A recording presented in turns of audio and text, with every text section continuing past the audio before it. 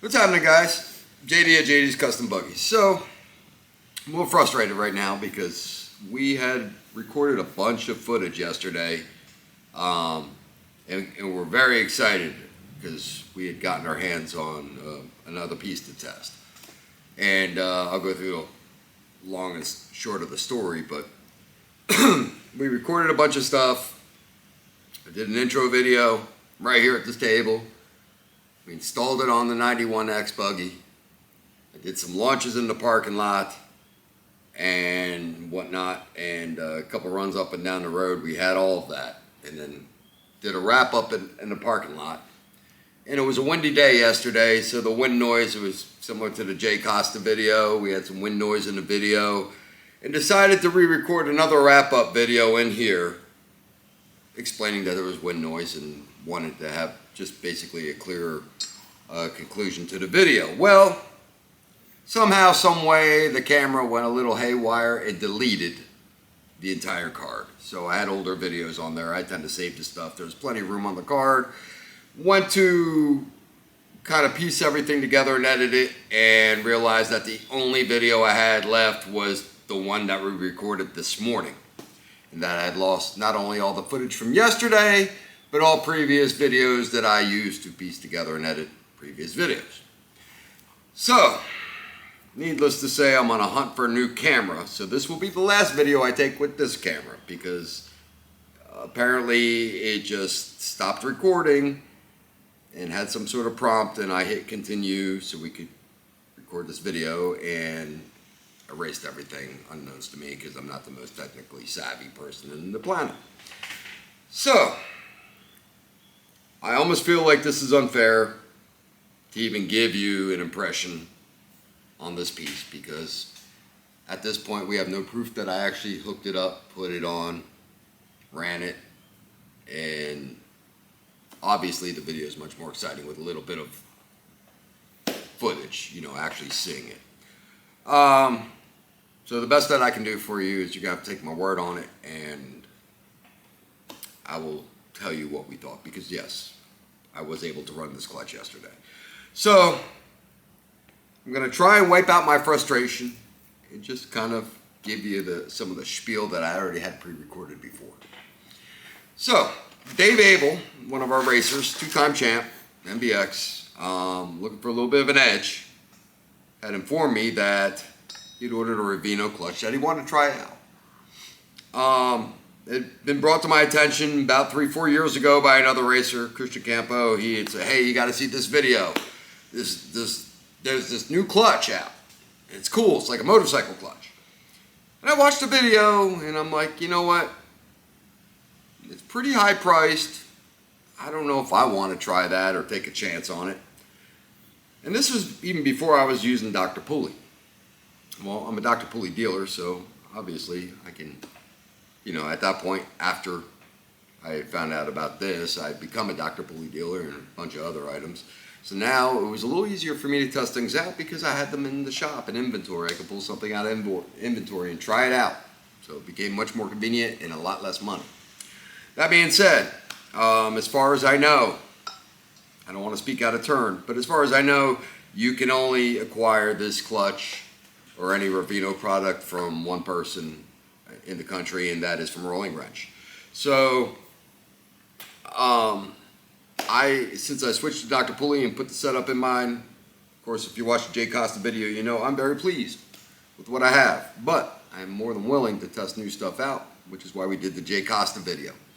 So, that being said, Dave Abel had informed me the other day that he had one coming in, and I'm like, well, before you install it, let me have it. Let's do a video. So he was like more than game, because he figured, hey, at least he can get my impression of it, and he kind of knows where to go from there. So we have our Revino clutch here. We have a Variator that he had ordered also. He'd ordered a complete kit. Let me move some junk out of the way. Now, the clutch, I already have it mounted up. The video that I had basically was step by step, so I had the clutch in my hand without the pulley on it. I have already installed it on a TFC forged aluminum pulley per his request. First impression is the clutch itself is much lighter than a GY6 clutch and belt. Okay, Combined with this pulley, that's 8 ounces lighter than a stock pulley. It's a very light combination.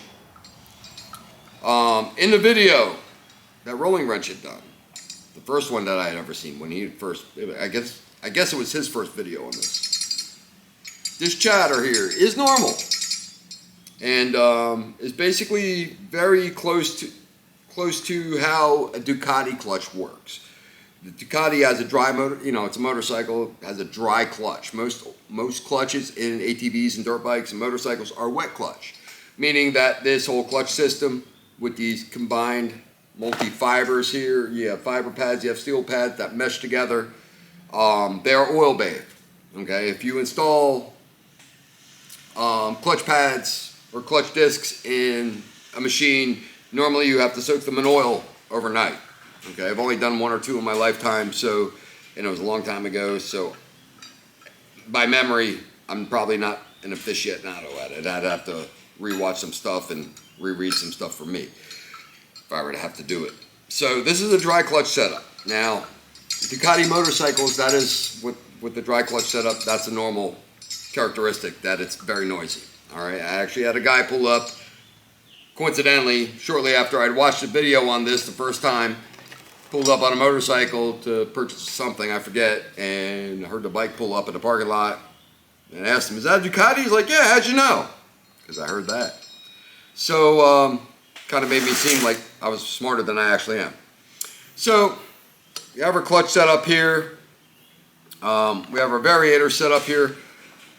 What's a little different about the variator that I noticed is the ramp angles. If I can slide the plate up. There we go. Slightly tight fit on that. So, these rollers, here's my proof that we ran this, because you can see that the rollers are dirty. They were brandy new when I put them in. All right, you can see there's some markings on there, but the ramp angles on them are very steep and go all the way up to the edge. I wasn't sure what that was going to do as far as, the response or performance of it. But, and the other concern Dave had was, will I be able to run sliders in it? Because it came with rollers, and he was under the impression, because of these ramp angles, he was afraid the sliders would flip over and kind of hyperextend and go backwards. I've seen that happen with sliders, but that's usually, we had a couple racers kind of over-aggressively shim their variator boss that allowed the pulleys to spread enough to flip the sliders in there. And I'm not so sure. He's gonna try some stuff. He's planning on testing this next week. So the other thing that makes this a little unique, and I think this is just a rolling wrench thing, it looks like someone, it looked like it was a bare drive face that has bosses machined around it, so you could screw this plastic fan on there, fin, and basically it draws air, kind of like, almost like an air conditioning type fan, or like actually an alternator fan on a, I've seen alternator fans look like that on some vehicles. But very unique, very cool looking. I don't see why it wouldn't work. I mean, I've seen plenty of drive faces with no fins on them, and the NCY sells one like that. The fins on the SSPG and Banjings are very low profile. So I don't see why this wouldn't work. The only thing is we're losing weight on this. This drive face is noticeably heavier than a lot of other performance drive faces. Probably 2-3 times the weight from my hand, that I can tell. So the kit came with a spring, comes with a boss, comes with a bunch of sliders, or rollers, roller weights, and a spring. Now the spring that we installed on this setup here is the spring that came with the Variator kit. Okay, so what the goal was, or what my thoughts were, was let's take this kit out of the box, how you buy it, and install it on the buggy and see if it's buggy friendly, out of the box. Price wise, I talked to Dave. He basically spent about $550-ish on everything. Can't remember off the top of his head, but it was expensive. I mean, $550 around there, and that got him the clutch, the Variator kit. I guess the kit included belt, but it was a long case belt he can't use, and then It has some really nice machine, fancy bolts and whatnot. I don't know if that comes with the kit. I believe he said he actually bought that separate. So he's about $550 in. With the TFC pulley, you are about, the pulley retails, depending on where you get it, between $249, $279. I even forget the price that I got it on my website. I'm really bad with pricing. I entered it on a website once, try to be competitive, and then, you know, there's so many things on the website, it's just hard for me to remember the price, but I can ballpark it. So, complete price tag on this is roughly about $800 by the time you're done. You figure $250 for the pulley at least, plus the $550 he spent on the stuff. Comparing it to what I already have in the buggy now, prices are very, very similar. I sell it as a bundle. There's if you go to gotbuggies.com, I sell a bundle called the 91X Series bundle. It's exactly what I am running in my motor. The kit basically consists of the same pulley that we have here, a torque spring seat, an SSPG torque spring, yellow 1500 plus torque spring, Dr. Pulley hit clutch, a titanium coated SSPG drum, the Dr. Pulley Variator, SSPG drive face, and 12 gram sliders. Okay, that I'd have to go check, but again, price altogether saves you about, I don't know, somewhere between $100 and $150 if you bought all these pieces separate. And I believe it's bundled on my website for like $729 or $749. I can't remember the exact number. So price point, head to head, out of the box, we're pretty much there. So we installed this, pulled all the stuff out of my motor, put all this in there, and proceeded to do a couple launches in the parking lot here. Now, I'm really hurting and really frustrated. We lost the footage because it was kind of cool. We were joking about this, and I'm like, yeah, at least I'll hear Dave coming. It didn't sound that loud when I was sitting in it. What I noticed rewatching the video before I lost it, from where Ben, the guy holding the camera, was standing, this was a lot louder than what I heard in my seat. Now, I wasn't wearing a helmet or anything, but standing 5 feet away off to the left, it seemed more prominent. And I was joking around already, if I heard that going on with my CVT stuff, I would swear something was coming apart or coming loose. But that's the characteristic of it. At idle, you can hear it chattering. I didn't really notice if I heard it or not on the gas, because you figure at that point everything's kind of engaged. I don't have, this is the first time I was seeing this, so what we gather is, after talking to Dave, Dave's pretty well researched on these, he's watched a bunch of stuff, is that there are weights in here that you can either adjust or change. I think there's springs in there too, springs and weights that probably most likely affect the engagement, how quick it engages and whatnot. And how that would happen as the RPMs turn, kind of like a variator. As the weights throw out, these weights throw out and basically mesh these pads together.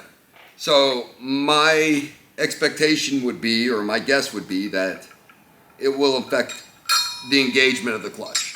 Now, the one thing that I love about the setup that I've got now, and I've talked about it before in detail, is I love the snatch. I love the launch of it. When you first hit it, it kind of jerks my head back. It wakes me up. It's got a good snap to it. That's what I look for in a CVT system. At least the setup that I like, especially at the track. That's what I'm looking for. That's why I don't like that dead tennis ball feel where you step on the gas and it pulls, but it don't hit. That's the main thing that I like so far about what I've got going on for a CVT. So we installed this. I did a couple launches. Basically power braked it, hit the gas, no snap. I don't get that from this. And we ran 10 gram rollers in it. It didn't stink, but I felt the same thing out of like a $50 clutch from like an Oco or an SSPG or a Banjing clutch. I mean, it had a good launch, much better than stock, but it didn't have that jerk or snap to it.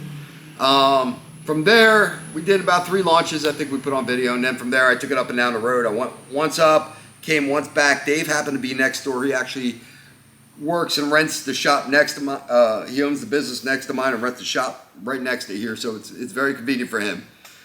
We could talk buggies a lot in the afternoons, but took it up the road, took it back down the road.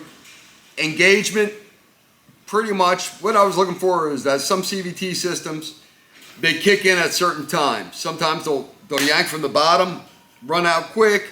Sometimes around the mid RPM range, your mid speed, you'll get that extra kick, and then she'll take off a little faster. I didn't really feel that from any of this. It was good, smooth engagement through the whole thing. Dave had come out, and after talking, he'd watched me go up and down the road with it because he was curious. He just spent money on this. And his honest opinion is I could tell it didn't seem as snappy or as quick. And that's from somebody looking out or looking in. I didn't feel it was overly fast. I didn't feel it was any faster. I didn't want to say it was slower, but it's hard for me to tell in the driver's seat because I'm just looking for that initial pull and go, and my stuff will hit and just pull. But it was good overall. It was a nice smooth engagement. It pulled until it didn't. So came back in, and again, going for the money wise, as it sits out of the box, putting it in, and what we're trying to determine is whether it's buggy friendly. Out of the box, in the motor, is it good? Yes. I've seen $200 CVT systems that would give you the same effect. Now, that being said, the clutch is adjustable. We don't know what springs in there. It's the spring that came with the kit, and they don't tell you what springs in there, so we don't know how to gauge the spring. It's basically a spring that he picked, so it could either be, from what I've seen, there's 5 different springs there, right? I sell like 5 different springs myself. It could be a plus 1,000, plus 1,200, plus 18, or 1,500, plus 1,800, or plus 2,000. That's 5. I don't know what that is. Dave don't know what it is. It doesn't say on the website what it is. If it did, he missed it because he couldn't tell me. And I haven't looked myself. So I'm trying to keep this as honest as I can.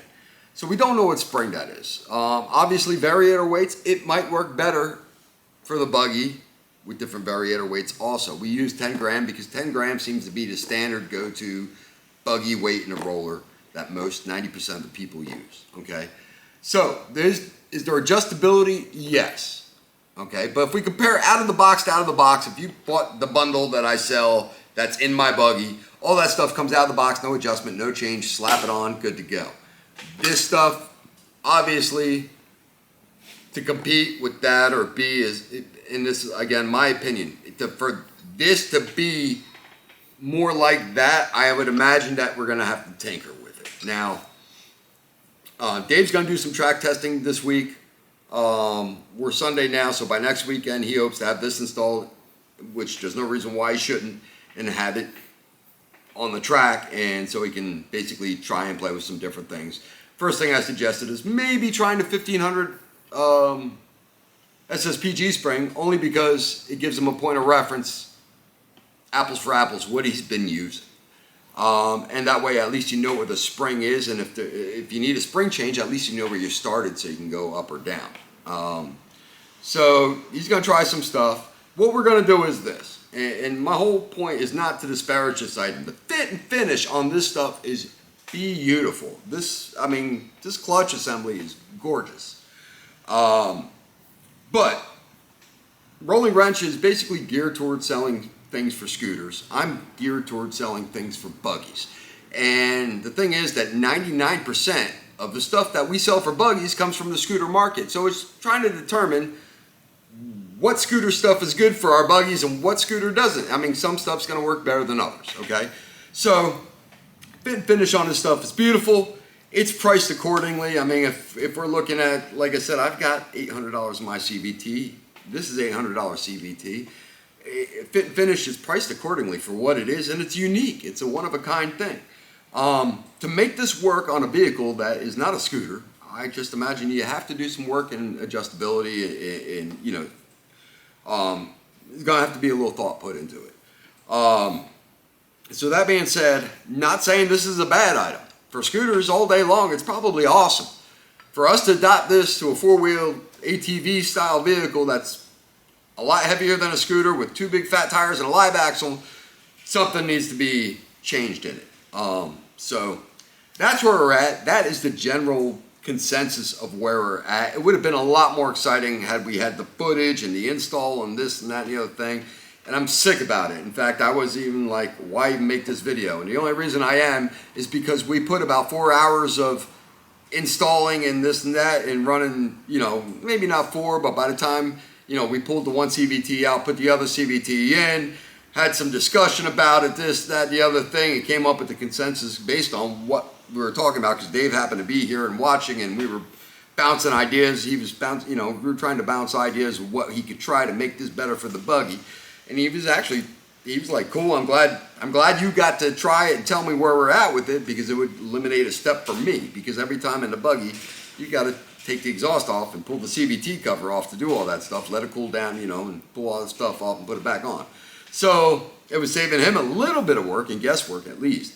So it's just for the fact of the matter that we put so much into this yesterday and then lost the stupid footage, and that's the only reason I'm coming back with this. So yes, did I try it out? Yes. Is this something that I would swap out what I have now for this? No. Not the way it sits in the box. Do I have the time to tinker with it? You know, would I buy this for myself and sit there and tinker and noodle with it? I don't have that kind of time on my hands. And like I said, I've been doing this since '09. Perfectly, that's the best CVT I've ever had in a buggy. All right, that's kind of why. And it took me a couple trial and errors. You know, I had different variator combinations I was trying, this and that. What I've got now is what I've ran for the last 3 years, what I'm happiest with. And I put 3 years of testing into it before I put it on the website as a bundle. So,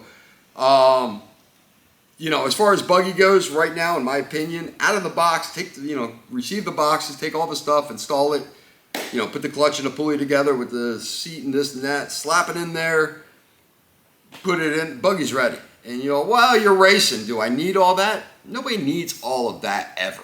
It's just, whether I was racing or not, that's what I'd want for a CVT. There's cheaper CVT systems out there. I sell like 3 different kits that I think would be good for buggy. If I put them in order, I would say like go with I have a JD CVT kit VS1. Retails for $199.99. It comes with Koso stuff. Everything in there is made, is basically good Taiwanese stuff. Gives you a couple extra sets of rollers to mess with, a couple of springs to mess with, so you can kind of fine tune it. Comes with a belt, $199. I sell the Banjing kit. The Banjing kit's like somewhere around $250. That's a good buggy kit. I also sell the NCY. The NCY is a good kit. You know what? I mean, the only thing I don't like about the NCY, or the only thing is that it has a fanless drive face. I would say buy the NCY kit. If you invest in a different drive face, then maybe, I don't know. I don't mind the low profile fans. I think there should be some fan in there. I think there should be something to help draw air in there to help keep stuff cool. If you're drag racing your scooter down a quarter, whatever, I don't even think they drag race them quarter mile. But if you're making a drag motor and you're just taking a pass at a time, you probably even get away with it in MBX because you're doing 3 laps at a time. But for trail riding, the NCY kit's good. I would just say invest in a different drive face and forego using the NCY drive face. So again, these are all my opinions. I'm thrilled to death I got a chance to finally test this thing out, and like I said, it's not like I'm not gonna sit here and bash it. It's a good thing. Like I said, I think the way it sits, this kit here, great for scooters. For buggies, it's gonna need a little bit of work. You just need to put the work in. As far as the fit and finish of the item, I think it's awesome. For the money, like I said, I just think there's stuff out there that's more conducive for buggies, that would work better with the buggy. So that's it. Like I said, that's it. I mean, this is the last video I'm doing with this camera. Hopefully I get a video out of this. Already ordered a new camera. I'm just kind of done with the one I've got. So hopefully the next videos will be better looking too. So anyway, that being said, need parts, gotbuggies.com. If you have any questions or comments, leave them in the comments section on the video. Hit the like button. If you haven't already, please subscribe. Until next time, guys, I'll see you later.